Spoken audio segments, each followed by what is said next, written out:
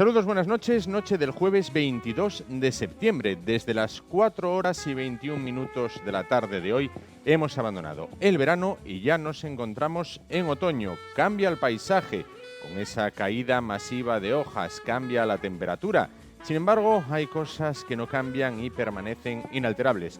Una de ellas es que continuamos sin gobierno, continuamos con un gobierno en funciones, y otra es que una noche más estamos con ustedes para llevar hasta ustedes un programa que, como siempre, tiene un apartado muy especial para la solidaridad con el Yelimon Game o Juego del Limón.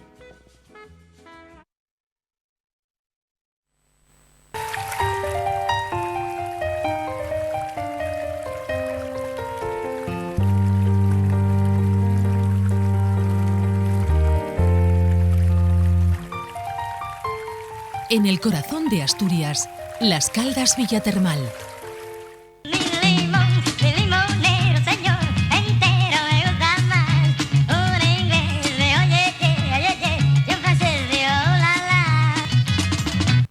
Bueno, pues ya lo saben, el Juego del Limón, al cual se someterán voluntariamente, eso sí, nuestros colaboradores e invitados de esta noche. El objetivo doble para ellos, bueno, pues sacar un premio tan importante, tan fascinante, obtener un premio como irse a Las Caldas Villatermal, una experiencia maravillosa. También, si fallan esa prueba, que verán después, bueno, pues esos fondos irán destinados en Navidad a un campamento de refugiados en India. Programa el de hoy, una vez superada la festividad de San Mateo, que comenzamos con la cabecera.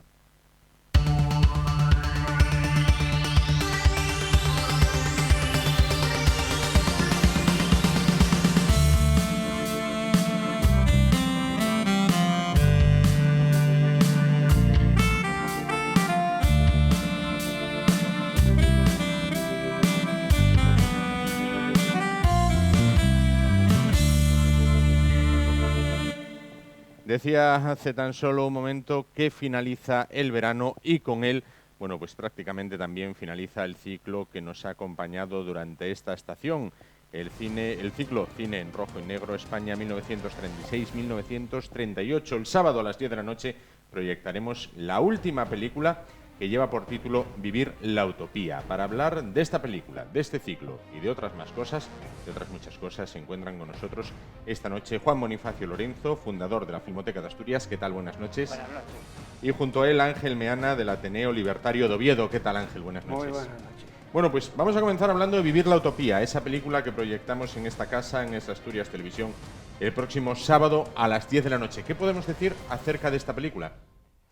Ángel. Vamos a ver, esta película es en realidad un documental y tiene una estructura muy similar a la que se proyectó el sábado pasado, que es Memoria Viva, y está construida pues a partir de testimonios directos de militantes libertarios y de CNT fundamentalmente, que vivieron aquel periodo y que cuentan pues con mucha viveza sus experiencias. Algunos de ellos incluso comparten ambos dos documentales, pero bueno, con un paso de tiempo por la realización entre uno y otro.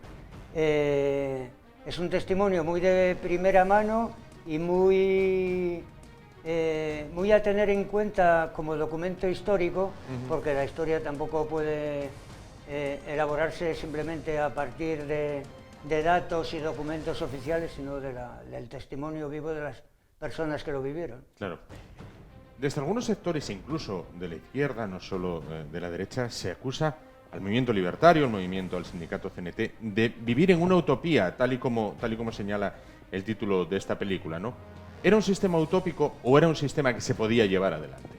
Pues en absoluto era un sistema utópico, porque entre otras cosas esa es la aspiración del movimiento libertario, pero es que además pocos meses, en mayo, un mes antes prácticamente, mes y medio de estallar la guerra civil, hubo un congreso de la CNT, el Congreso de Zaragoza, que entre otras cosas elaboró el dictamen confederal del comunismo libertario, donde venían reflejadas todas las aspiraciones y todo lo que se pretendía llevar adelante en un momento, que en aquel momento ya se veía como un momento revolucionario, en que hubiera la posibilidad de revolución. A que ese momento llegó y no se estaban haciendo las cosas por inspiración divina, sino que había un proyecto, ¿no?, detrás de aquello. Juan, hay incluso, me comentaba antes fuera de micro, que hay hasta una prueba palpable cinematográfica sobre esta pregunta que yo hacía, ¿no? Sí, bueno, a lo largo del ciclo hemos visto muchas muestras de que había teoría y había práctica, y que cuando estallaba una situación como la del 36, ellos sabían perfectamente lo que había que hacer. Ellos pararon el golpe en Barcelona el 19 de julio del 36 porque sabían que iba a haber un golpe, no sabían cuándo, y había que esperar la señal de las sirenas de las fábricas y de los barcos establecidos en el puerto de Barcelona, y a las 5 de la mañana del 19 de julio del 36 avisaron de que las tropas iban a salir de los cuarteles. Se hicieron como unas 1000 barricadas por las calles de Barcelona y la gente de la CNT salió armada y no dejó salir a las tropas de los cuarteles, con lo cual se abortó el golpe y Barcelona no cayó en poder de los franquistas. Entonces eso es un ejemplo.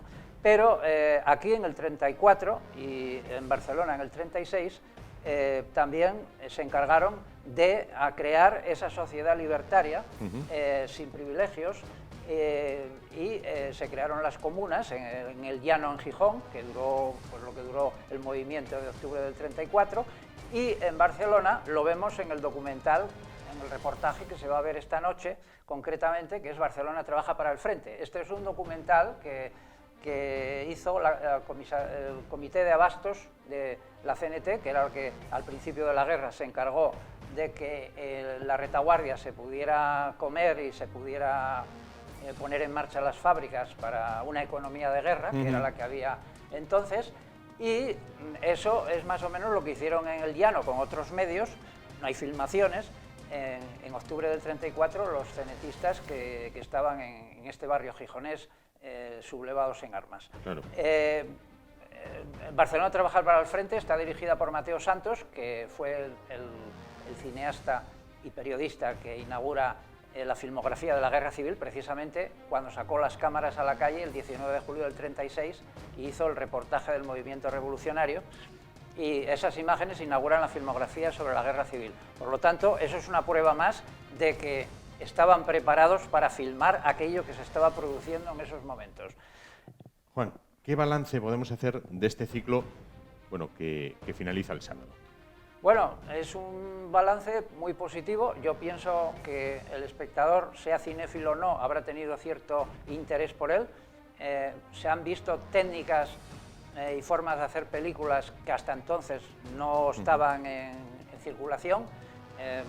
Creo recordar que ya cuando presentamos Aurora de Esperanza dije que de no haber estallado la Guerra Civil y haber perdido el bando antifranquista la guerra, a lo mejor el neorrealismo hubiera sido español en vez de italiano, ¿no? Porque teníamos un sustrato muy importante de escritores realistas, como Pío Baroja, que también era anarquista de ideología, o Azorín, que también en un principio era anarquista. Entonces ese realismo se traduce en un neorrealismo cinematográfico en Aurora de Esperanza. Luego los reportajes de guerra también hicieron innovaciones, sobre todo a partir de Aguiluchos de la Fay número 3, que tiene una forma de realizar la toma de Siétamo que habrá que esperar quizá a la guerra de Vietnam para ver un reportaje parecido, o como mucho a la Segunda Guerra Mundial. Los reportajes antes no eran de esa forma, en que tú te ves inmerso en el conflicto y eres como un elemento más que va avanzando con la columna. Oyes los disparos, no ves al enemigo, etcétera, etcétera. Claro. Ángel, hablamos del pasado, del tema del sindicato CNT. Vamos a hablar de lo nuevo, el Ateneo Libertario de Oviedo. Bueno, pues, ¿qué proyectos tiene en marcha? Bueno, pues este año la verdad es que hemos tenido poca actividad, pero bueno, en octubre cumplimos 6 años de existencia y entonces pues algo haremos en celebración de esos 6 años. Luego hemos estudiado también en noviembre, coincidiendo con el aniversario de la muerte de Agustín García Calvo, un filósofo pensador de carácter anarquista o ácrata al menos, y la actividad fundamental será el año que viene con unas exposiciones justamente sobre la guerra civil en Trascorrales, acompañadas pues de conferencias, proyecciones y demás. Y luego ya en la segunda parte del año del curso tenemos previsto una serie de actividades en torno a la figura de Wilhelm Reich, un psicólogo discípulo de Sigmund Freud, pero que se separa de la línea de Freud, y que justamente el año que viene se celebran 60 años en que murió encarcelado en Estados Unidos, curiosamente después de haber huido primero del régimen nazi y luego del régimen soviético, donde se había instalado. Fue a Estados Unidos pensando que aquello era el país de la libertad, le quemaron sus libros, lo enjuiciaron, lo metieron en la cárcel y le dejaron morir de tuberculosis. Entonces ahí será la actividad que hagamos el próximo año. Vamos a hablar de temas más agradables. ¿Qué tal por San Mateo, tema Pinón Folisia? Bueno, pues ahí venimos participando desde hace años con Radio Cucaracha, y yo a la vez de estar en el Ateneo y algún otro compañero está también en Radio Cucaracha. El Pinón Folisia lo llevan 3 colectivos, uno de ellos es Radio Cucaracha y nosotros formamos parte del apoyo que presta Radio Cucaracha, digámoslo así. Y bueno, por lo que a mí respecta, me parece que este año la cosa pues está un poco, digamos, un poco más distendida, ¿no? Aunque probablemente acuda la misma gente, no noto yo tanta aglomeración como en años pasados, sino toda la cosa más relajadita en general. Claro. Bueno, ahí estamos. Juan Bonifacio Lorenzo, tema Filmoteca, última hora de este tema. Bueno, yo creo que no van a responder al acto de conciliación, se agota el plazo el fin de semana y la semana que viene habrá que poner ya una demanda en toda la regla judicial por la vía laboral, que supongo que habrá que seguir muchos procesos largos, porque ellos, como supongo que recurrirán, porque tienen todas las de perder en este caso, trabajan con pólvora ajena y entonces estarán haciendo recursos hasta agotar la vía. Esto puede ser cerca de un año, como poco, lo que es. Bueno, pues hablaremos de ello. Nos queda un año largo por delante, bueno, para hablar de ello y que todo se resuelva de la mejor manera posible. Muchísimas gracias a los dos y muchísimas gracias por haber sido esa parte tan importante en ese ciclo de películas, muchas de ellas inéditas, que han podido ver los telespectadores a lo largo del verano aquí en esa Asturias Televisión. Antes de irnos, vamos a probar con el juego de limón. ¿Quién va primero? Ángel, en este caso. A ver si me das la Aquí clave. se trata de dejar una monedita Encima del limón. encima del limón. Vamos a ver. Vamos allá. Vamos a ver. Abajo. Vamos a ver, Juan. Es muy difícil, yo para estas cosas... Vamos a ver, Juan. Casi vale más no. Hay que tener fe y Bueno, suerte nada. también abajo. Nada. Pues muchísimas gracias, Juan Bonifacio, Ángel Meana. Lo dicho, hablaremos más adelante, a buen seguro, bueno, pues de cine y de cosas que importan a los asturianos. Muchísimas gracias. A vosotros. Y nosotros nos vamos a continuación a publicidad y en un momento volvemos a hablar de cine, si bien ya con películas más actuales. Hasta ahora.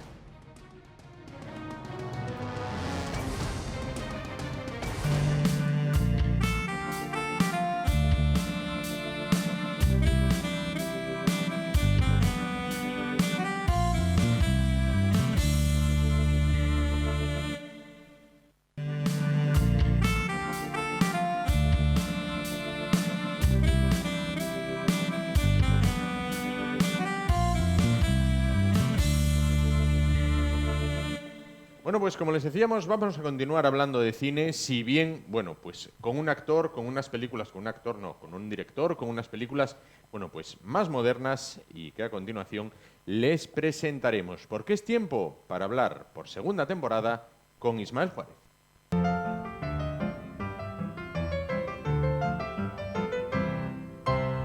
Ismael, ¿qué tal? Buenas noches. ¿Qué tal? Buenas noches. ¿Qué tal de verano? Muy bien. ¿Verano caluroso, verano apacible? Ha sido un verano apacible. Apacible. Apacible. Muy bien, perfecto. Bueno, pues ya metidos en faena, metidos en harina en esta segunda temporada, vamos a hablar de cine más moderno que el que hablábamos hace un momento con Juan Bonifacio Lorenzo, y vamos a hablar de un director, Sam Raimi, con, bueno, amplia experiencia en cine fantástico, ¿no? Sí, es un director, bueno, está lleno de contrastes, pero básicamente sí, es uno de los maestros, un maestro del cine fantástico con ciertas peculiaridades porque realmente al principio hacía un cine, claro, lo fantástico abarca muchas cosas, pero hizo un tipo de cine más bien cercano a lo gore, o más bien gore, o más bien es que mezcló lo gore con lo cómico, con el terror, ¿no? Vaya mezcla. Sí, una mezcla curiosa. Correcto. Bueno, vamos con la primera película de la que vamos a hablar. Evil Dead. Es una trilogía en este caso, ¿no? Sí, es una trilogía, la primera es de 1981 y que además estaba basada en un cortometraje que había hecho anteriormente. Y es una película, la primera es de muy bajo presupuesto. La hizo con compañeros de la universidad. La casa que se ve en la película es básicamente donde dormía todo el equipo. Y es una película en la que demuestra cierta originalidad ya. Porque, como he dicho, mezcla el humor con el gore, con el terror psicológico sobre todo. Perdón, no con el psicológico, sí, bueno, también sí, pero con el de los espíritus. A veces yo me pierdo en esto de los subgéneros, ¿no? Del terror de cualquier forma. Visto a día de hoy, a no ser que seas un fan muy fan de Raimi, pues, hombre, digamos que ha envejecido, pero se ha convertido en una película de culto. Se ha convertido, los efectos especiales hay que situarlos en el año 81 y hay que situarlos bueno, pues en los recursos que tenía. Pero aún así, él demostró que tenía mano con la cámara, tenía mano con el montaje y eso le llevó, digamos, a entrar en Hollywood. No del tirón, pero empezó a colaborar con los Coen. Acabó sacando una segunda parte, que bajo mi punto de vista es mejor que la primera, en el que humor cobra más protagonismo. Y ya finalmente hizo la tercera ya en los años 90, cuando ya digamos, ya había aterrizado en Hollywood, no a lo grande, pero ya estaba pisando. Y ya es definitivamente la tercera parte una película de humor, más que de terror, ¿no? A pesar del título. A pesar del título, sí, pero bueno, la tercera ya es básicamente la película consiste de, bueno, la primera, ¿no? Una serie de amigos que van a una casa y van siendo poseídos, ¿no? Y entonces pues empieza el desmadre, ¿no? Que a día de hoy también es verdad que está muy visto, está muy imitado, pero bueno, en su momento pues no dejaba de tener su aquel, ¿no? Al final, en la tercera parte, es una ida de olla total, porque vamos a decir que el que ha sobrevivido acaba siendo transportado a otra dimensión, a 1300, combatiendo.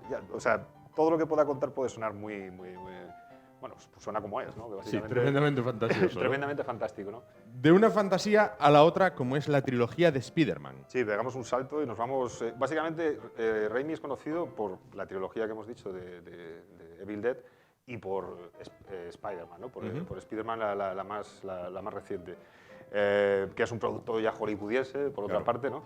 Y aún así, quiero decir, los incondicionales de Raimi pues a veces se quejan, ¿no? De que, bueno, como que se entregó, ¿no? A veces pasa esto, ¿no? La gente que viene un poco del background, ¿no? Pues cuando hacen películas, vamos a decir, comerciales, ¿no? Pues es como que pierde su esencia.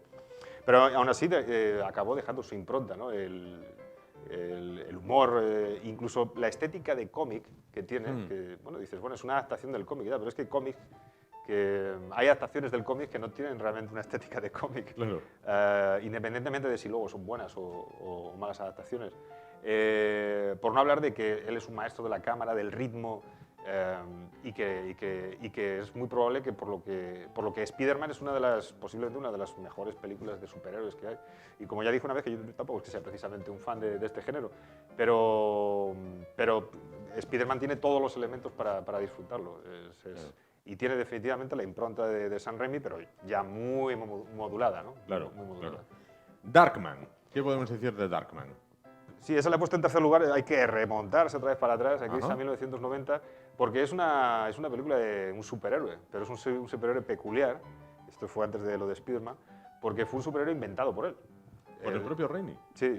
Él quería haber adaptado Batman, que en su momento lo hizo Tim Burton, pero no pudo por una serie de derechos. Fue cuando empezó, digamos, la moda, ¿no? Que dura hasta hoy. Sí. La primera, la de Burton, en el año 89-90, fue como la que inició de nuevo el tema de los superhéroes, que había sido un medio abandonado, no estaba con Superman, pero bueno. Sí. Pues en base a un relato corto que tenía él, de un hombre, un científico, que le pasan una serie de cosas y, bueno, se quema, pero él ha descubierto cómo implantarse piel una piel que dura unos determinados minutos, entonces puede pasar por una serie de personas. Al mismo tiempo él no siente dolor, es un poco, o sea, un poco no, es muy fantástica, pero es un superhéroe como muy especial, muy de autor, vamos a decir, Sí. y tiene un guión muy básico, realmente es un guión muy básico. Pero de nuevo, Raimi deja su impronta y es trepidante, tiene mucho ritmo, sus cambios de plano son increíbles y hay planos que son increíbles. Y es verdad que a día de hoy estoy viendo algunas imágenes. Siempre a veces cuando las películas dependen de efectos especiales, pues cuando pasan los años hay veces que chirrían, ¿no? Un poco. Pero no, de cualquier forma, a mí Darkman me parece una de las mejores películas de Raimi porque es una película Es más, es un superhéroe que luego fue adaptado al cómic. Normalmente es al contrario, del cómic Al contrario, ¿no? Siempre evoluciona del papel al celuloide, en este caso al revés. Esto fue al contrario y se convirtió en franquicia, no tan poderosa ni tan Claro. eso como Spider-Man o Superman u otras, ¿no? Pero bueno, es un invento total de Raimi, sí. Ujú. La cuarta de la que vamos a hablar, A Simple Plan. Sí, a mí es posiblemente mi película favorita de Raimi, que no es la más Raimi de todas. Sí. Es una película, iba a decir simple. No es que sea simple, quiero decir, no es fantástica, no es una película fantástica. Se trata de tres hombres normales, quiero decir, podríamos ser cualquiera de nosotros, que se encuentran con un dinero en una avioneta y se quedan con ese dinero. Sí. Pero pretenden guardarlo en secreto hasta que descubren la avioneta y, bueno, a ver qué pasa con el dinero, pero con la intención de quedárselo. Y todo eso deriva vamos a decir, en asesinatos, ¿no? Aunque no es una película de asesinatos, que sí lo es una película de asesinatos, pero en realidad la película de lo que habla es de la avaricia y, si se quiere, ir más allá incluso del capitalismo, ¿no? En este caso, el capitalismo de Estados Unidos, pero sobre la moralidad, incluso sobre el clasismo. A veces se la tacha de que copia, ¿no? o está demasiado inspirada en Fargo, de los hermanos Coen. Ajá. Y en cierta forma es cierto, quiero decir, está rodada en Minnesota y en Wisconsin, que es donde se rodó Fargo. Pero bueno, yo voy a decir una blasfemia. A mí esta película me gusta más que Fargo. Ya sé que Fargo está considerado... Más que Fargo. Fargo, vamos, tiene legión de seguidores, ¿eh? Sí, ya sé que Fargo es... a mí Fargo me parece una muy buena película. Pero también creo que, y aquí voy a decir otra blasfemia, creo que los hermanos Coen están un poco sobredimensionados a veces. O sea, no hay ninguna película de los hermanos Coen que entienda que es una obra maestra. Viniste reivindicativo del verano. No, quiero decir, no, sencillamente lo digo, no, a mí Fargo es una película que me gusta mucho, Sí. Vamos, sería un estúpido si dijese que Claro, es una mala claro. película, pero sí es verdad que hay veces que, digamos, a Simple Plan es como un plan sencillo en castellano, perdón. Digamos que le acusan de haberse inspirado demasiado en Fargo, cuando más allá que es cierto que utilizan una fotografía muy parecida, incluso la temática se puede parecer, pero la profundidad de los personajes y hacia dónde se conduce la historia, al final es muy distinta. Y Raimi no ocultó que incluso a los hermanos Coen les pidió ayuda para los exteriores, para ver cómo rodar. Pero creo que Raimi deja su impronta, incluso esos cuervos que recuerdan a Edgar Allan Poe. Los Coen son de otro tipo de humor distinto a Raimi. Por eso creo que es una película que tiene su propia independencia, más allá de que pueda tener... Y es más, la historia de A Simple Plan está escrita antes que el guión de los Coen. Está basada en un libro y el escritor, que no recuerdo su nombre, es el guionista de la película. Por lo tanto, es una película que no es una copia. No es una copia. No es una copia, en este no. caso. Y la última de la que vamos a hablar, Premonición. Sí, Premonición, que aunque no es una de las grandes películas de Raimi, pero bueno, tiene eso aquel. Es una película del año 2000 y que se apuntó, digamos, a esa moda que inició el Sexto Sentido, ¿no? Vamos a decir, estos thrillers sobrenaturales. Sí. En un registro en el que no estaba Raimi. El guión es un guión muy simple, está escrito por Bob Thornton, que es uno de los actores de Simple Plan, Sí. que es un actor que también es cantante, guionista, hace de todo, ¿no? Bueno, y supuestamente está basado en hechos reales, en su propia madre. Bueno, el guión es un guión simple, pero resulta trepidante por momentos y muy interesante gracias a Raimi una vez más. Claro. Y más allá de los apuntes de lo que he insistido, ¿no? De que Raimi tiene su personalidad y que lo pone ahí, también es interesante porque es la primera vez que Cate Blanchett es, digamos, la protagonista absoluta después de su salto desde Australia a la otra parte de Occidente con Elizabeth, bueno, pues este es su primer papel protagónico. Y por otra parte, también me parece un mérito que en esta película trabaja Keanu Reeves y lo hace bien. quiero decir, a mí Keanu Reeves me gusta en Matrix, en otra serie de películas, pero tampoco se puede decir que sea un gran actor. Pero bueno, es perfecto para otro tipo de películas. Pero en esta película hace vamos a decirlo, es un cabrón. Bien. Y lo hace bien, o sea, quiero decir, los americanos dicen que su acento sureño no está muy logrado. Pero bueno, más allá de eso, a mí me parece que es bastante, creo que es un logro de Raimi, más que de Keanu Reeves. Pues hemos realizado un completo repaso a lo que es parte de la filmografía de Sam Raimi. Antes de irnos, no me resisto a preguntarte, ¿has visto la nueva de Ben-Hur? No, no la he visto todavía, pero no está teniendo muy buenas críticas. No. Y todo el mundo que ha ido a verla, pero no la he visto aún. ¿Qué puede llevar a un director a querer emular una película que sacó 11 Oscars? Ganar dinero. Básicamente. Sí. Básicamente. Sí. Hombre, el reto estaba difícil. Sí, el reto estaba... Es que no puedo opinar porque no la he visto. Entonces... Pero es verdad que hoy en día muchas veces intentan emular eso, hacer esos remakes utilizando mucho ordenador. Claro. Y ya digo, sin haberla visto, lo cierto es que Ben-Hur hay que ponerse en el año que la hicieron, que no había ordenador y bueno, ya solamente la carrera de cuadrigas, claro, es una pasada. Vamos, es fascinante, sin duda. Sí. Bueno, yo voy a ir a ver la nueva de Ben-Hur y te comentaré, a ver si puedo ir la próxima semana. Ismael, antes de irnos, Juego de Limón, fuiste una de las personas que en la primera temporada lo consiguió, vamos a ver en esta segunda. ¿Pero hay liga o cómo? misma modalidad. De acuerdo. Bueno, perdiste mano, sin duda con el paso de las semanas. Sí, tengo que entrenarme un poco. Se irá un poco, bueno, pues matizando ese tema. Ismael, muchísimas gracias, bienvenido a la segunda temporada, ya viste que hemos remozado el plató en el que nos encontramos. Bueno, pues bienvenido a la segunda temporada, hablaremos de cine del bueno, de cine actual, en este caso, bueno, pues de todas aquellas películas y autores que se te ocurran. Muchísimas gracias. Gracias. Y nosotros abandonamos, ahora sí, el cine y vamos a publicidad. Bueno, dentro de un momento continuamos con lo que es ya la recta final del programa de hoy, ya saben, más corto los jueves, ya que después del mismo es tiempo para ahorro y finanzas con Javier Terán. Hasta ahora volvemos.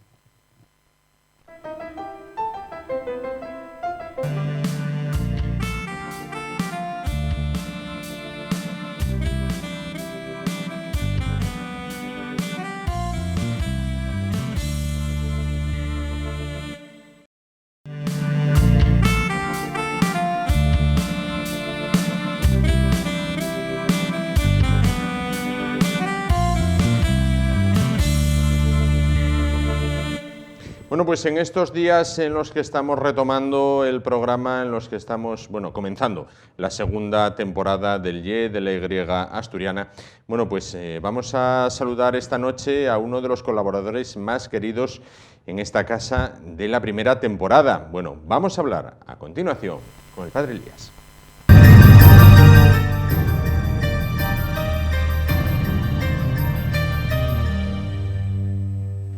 Elías, ¿qué tal? Buenas noches. Hola, Juan, muy bien. ¿Y tú? Bien, perfecto. Bien, te encuentro un poco desconocido, ¿eh? Sí, parece que hay nuevo look. Bueno, bien. Vamos a ver lo que dura. Vamos a ver lo que dura. Vamos a ver hasta dónde lo mantenemos, ¿no? ¿Verdad? Usted bien de verano. Yo bien, no tengo motivos de queja, sino doy gracias a Dios muchas veces al día por muchas cosas, ¿verdad? Claro que sí, claro que sí. Bien. Hay que continuar adelante. Bueno, vamos a hablar un poquito de lo que fue el curso pasado, vamos a llamarlo así, como hacen los escolares, ¿no? El curso pasado, el curso presente, y vamos a enmarcar lo que va a ser este presente curso. Bien, me parece muy bien establecer una continuidad dentro de una temática y de un objetivo último a conseguir. Un resumen de los temas desarrollados en lo que va del 2016 puede ser el siguiente. En primer lugar, un desarrollo de la fenomenología humana paranormal. Cierto. En esa fenomenología humana paranormal incluye en primer lugar la supervivencia de la conciencia a la muerte clínica y a la muerte definitiva. La conciencia continúa en el más allá, el cuerpo tiene un destino diferente, pero la conciencia continúa según los nuevos datos de la ciencia neurológica. Otro fenómeno paranormal es las facultades extraordinarias del psiquismo humano, lo que estudia hoy la parapsicología científica: clarividencia, precognición, telepatía, mediunidad, intuición, etc. Otro fenómeno paranormal son las entidades de civilizaciones, entidades humanas de civilizaciones extraterrestres, los ovnis. Sobre los ovnis, la ufología científica, concretamente estos dos fenómenos, abducciones e implantes. Y bueno, hay libros dedicados exclusivamente a este fenómeno estudiado con rigor científico. Y sobre los ovnis, una nueva dimensión, la supertecnología de la dinámica aérea, lo que llaman los indios los vimanas. ¿Qué son los vimanas en la literatura hindú? Se definen diciendo que son máquinas voladoras interplanetarias pilotadas por dioses. ¿Quiénes son esos dioses que pilotan las vimanas? Y finalmente otro fenómeno que he desarrollado hasta antes del verano: dioses de la mitología universal, ángeles y demonios bíblicos y extraterrestres hoy. 2 puntos. ¿Hasta qué punto estos fenómenos son expresiones culturales diferentes de una misma realidad misteriosa, trascendente y desconocida con rigor hasta nuestros días? Claro. De esos fueron Eso algunos de los temas pasado. a grandes rasgos que hablamos durante la temporada pasada. Sobre el futuro, temas que tengo preparados ya. Por ejemplo, una temática general: totalidad del misterio humano o de la trascendencia humana. Tengo, por ejemplo, unos cuantos capítulos cuyos títulos doy. Primer misterio de la trascendencia humana: misteriosa conciencia humana, o trascendencia divina de la conciencia humana. Segundo misterio humano: misteriosa dignidad humana. Tercer misterio humano: misteriosa libertad humana. Otra dimensión misteriosa del ser humano: misteriosa felicidad humana, misteriosa eternidad humana y misteriosa divinidad humana. Entonces, sobre el tema de la conciencia, tengo luego unas 8 o 10 reflexiones ya preparadas, que iré desarrollando inmediatamente después de la presente. Y hoy traigo como tema la autoconciencia. ¿Cómo se ve mi conciencia a sí misma? ¿Quién soy yo para mí mismo? El título completo que voy a desarrollar es Autoconciencia, 2 puntos. Mis 4 yoes. 4 yoes. Ahora sí, quieres, si ya llegó el tiempo, empieza a desarrollar el primer yo, claro, vamos el segundo yo, el tercer yo y el cuarto. Vamos a desarrollar el primer yo. Primera pareja de yoes: el yo impermanente y el yo permanente. Sí. Tengo 3 fotografías de mi cuerpo, una a los 7 años en la primera comunión, otra a los 24 años en la ordenación sacerdotal, y otra cuando he renovado por última vez el carnet de identidad. Son 3 caras, 3 cuerpos que no se parecen en nada. Sin embargo, tengo la absoluta certeza de que soy el mismo yo.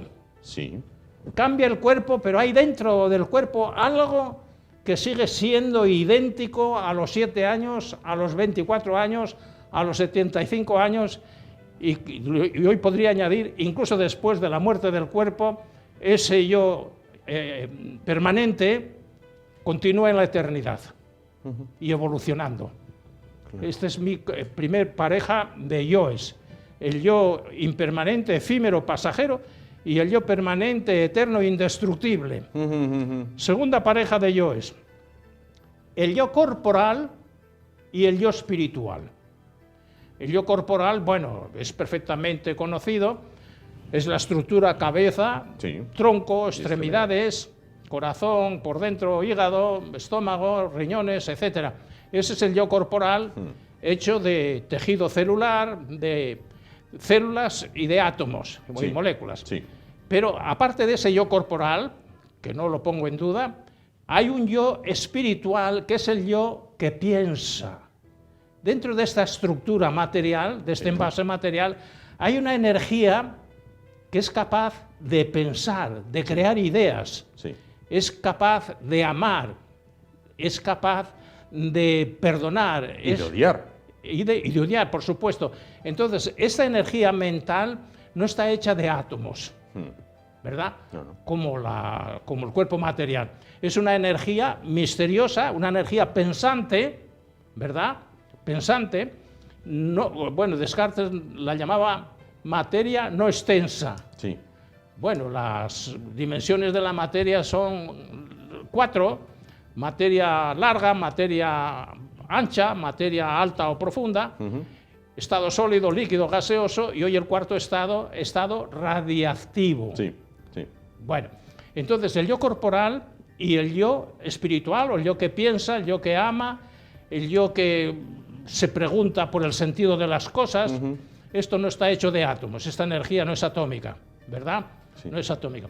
Tercera pareja de yoes, el yo individual y el yo social. El yo individual, soy plenamente consciente de que mi rostro es único en el mundo. Sí. No hay otra persona que tenga el mismo rostro, que tenga, pues qué sé yo, el mismo ADN, que tenga pues el mismo cuerpo físico que tengo yo. Bueno, como individuo soy único, soy diferente, no hay otro igual.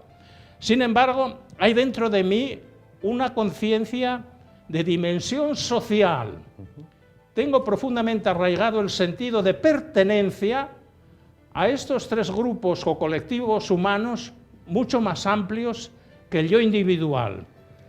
Primer grupo humano, colectivo humano más amplio que el yo espiritual, el yo familiar. Soy consciente de que yo como individuo no llegaría nunca a existir sin unos padres biológicos. Claro. Ellos me han dado el nombre, me han dado los apellidos y me han dado el código genético. Los 23 cromosomas de la madre y los 23 cromosomas del padre, ¿verdad? Entonces, al lado del yo individual hay otro yo social, en primer lugar el yo social familiar, segundo yo social más amplio, el yo nacional.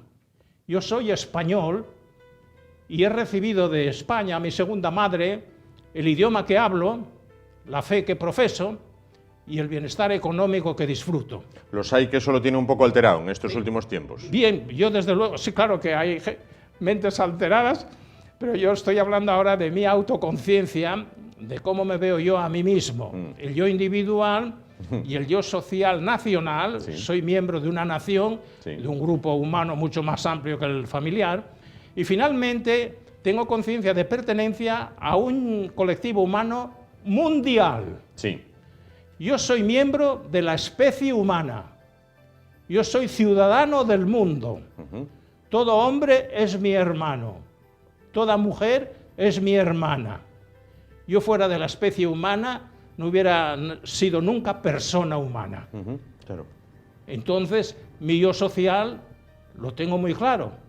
Por eso soy abierto y soy, pues, qué sé yo, disfruto con cada colaboración que hago a la comunidad humana, al grupo humano, por ejemplo, la colaboración con estas organizaciones humanitarias, Médicos Sin Fronteras, Manos Unidas, Intermont.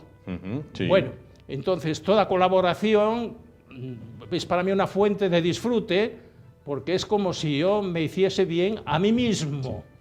Amando a los demás, sea quien sea, me estoy amando a mí mismo, me estoy enriqueciendo yo mismo, ¿verdad? Soy más feliz ayudando que dejando de ayudar teniendo posibilidades de hacerlo. Eso me hace infeliz, ¿verdad? Claro. Es una frustración, un fallo, una infidelidad a mi especie. Y finalmente hay otra pareja de yoes muy interesante, que es el yo conservador y el yo progresista. Estos puede que no se pongan de acuerdo, o que no pacten. No, quizás. Yo digo en qué soy conservador y en qué soy progresista. Soy conservador, por ejemplo, me interesa conservar la salud. Sí. No quisiera perderla nunca. Me interesa conservar la juventud mental, la capacidad de pensar como si tuviese 25 años o 15 años. Me interesa conservar la autonomía económica, no depender económicamente de los demás. Bueno, este es el yo conservador. Sí. Hay otras cosas que también me interesa conservar, ¿verdad? Bueno, el yo progresista, al lado del yo conservador, soy plenamente consciente de que soy un buscador, incansable, insaciable de nuevas ideas, sí, de nuevos conocimientos, de nuevos métodos pedagógicos en la enseñanza, de nuevos métodos de gobierno en la política, de nuevas relaciones entre ciencia y fe. Yo prefiero, todavía no lo tengo a la vista, que la religión sea más científica y que la ciencia sea más religiosa. Una integración de estas dos posibilidades de conocimiento de la realidad total. Soy consciente de que busco nuevas relaciones entre hombre y mujer.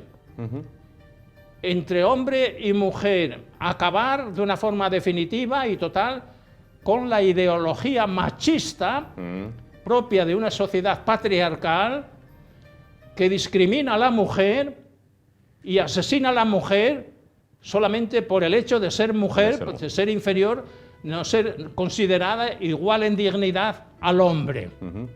Y sobre este particular he leído todavía ayer pues, dos noticias que me han impresionado relacionadas con los efectos de unas creencias religiosas trasnochadas, medievales, que necesitan progreso y necesitan evolución. Primer drama humano que he leído en una noticia de ayer. La mutilación de 2 millones, la mutilación genital de 2 millones de niñas musulmanas al año. ¿Qué tiene esto de base religiosa, de creencia religiosa o simplemente de ignorancia? Ignorancia, pues de lo que debe ser la mujer completa. Bueno, el fenómeno de la mutilación en la religión islámica, el fenómeno de la discriminación en la religión católica. Conozco mujeres con una altísima calidad intelectual, humana y espiritual que se sienten frustradas e indignadas porque no tienen acceso al sacerdocio. La Iglesia, la jerarquía católica, discrimina a la mujer, le niega el ejercicio del sacerdocio, no por falta de talento, por falta de sensibilidad, sino por sexo femenino. ¿Qué sentido tiene esta discriminación de la mujer por razón de sexo? Simplemente la ignorancia. Y concluyo, desde mi punto de vista, hay dos fuentes de infelicidad humana, son responsables del 99% del sufrimiento humano. Primera fuente, el egoísmo salvaje o individualismo salvaje, ¿verdad? Y segundo, la ignorancia o el prejuicio, ¿verdad?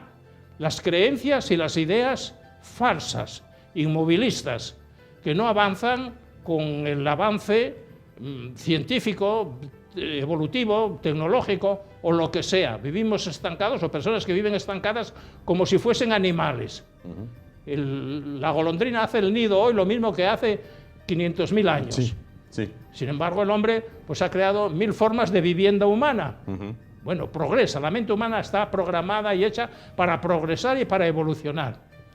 Y cuando no hay evolución y cuando no hay progreso humano, se producen muchos fenómenos. El primero, el aburrimiento. Segundo, el gregarismo. Uno hace lo que hace la mayoría de la gente. No tiene criterios propios, no tiene pensamiento propio, no tiene individualidad, mente, alma personal, ¿verdad? Bueno, es un ser gregario. Y luego, pues, bueno, la superficialidad.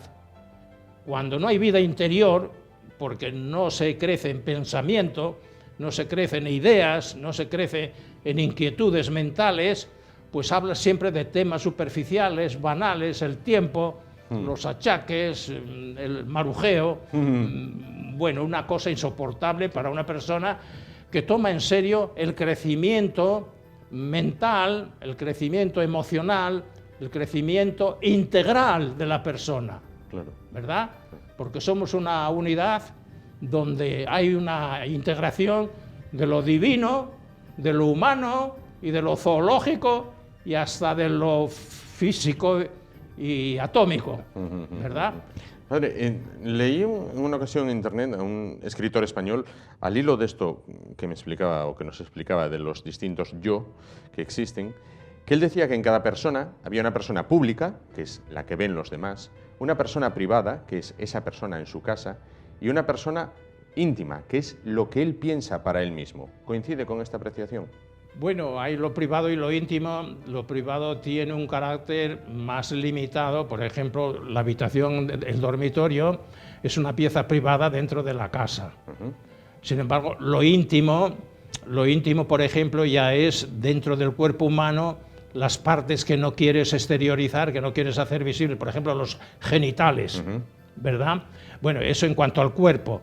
La intimidad sexual... No, él se refería al comportamiento, más que nada. Decía, hay un comportamiento que todos los que le rodean ven, hay un comportamiento que él puede tener en su casa, en el ámbito privado, y un comportamiento de cosas que son para él, que solamente él piensa y no traslada a los demás. Era como 3 personas en una misma. Sí, sí, bien, puede haber personas, yo no soy de esas, pero acepto que pueda haber personas con esa triple dimensión, ¿verdad? Claro. Yo ahora hoy he tratado de exponer mi autoconciencia. ¿Cómo se ve mi conciencia a sí misma? Claro, correcto. Otro punto de vista sería, ¿cómo me ven los demás a mí? Los que mejor me conocen y los que me conocen más superficialmente o más limitadamente. Efectivamente. Tengo experiencia de las distintas imágenes, Ajá.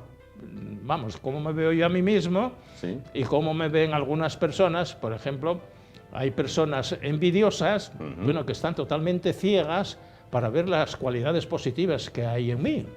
No ven nada más que defectos. ¿Verdad? Padecen lo que psicológicamente se llama una proyección mental.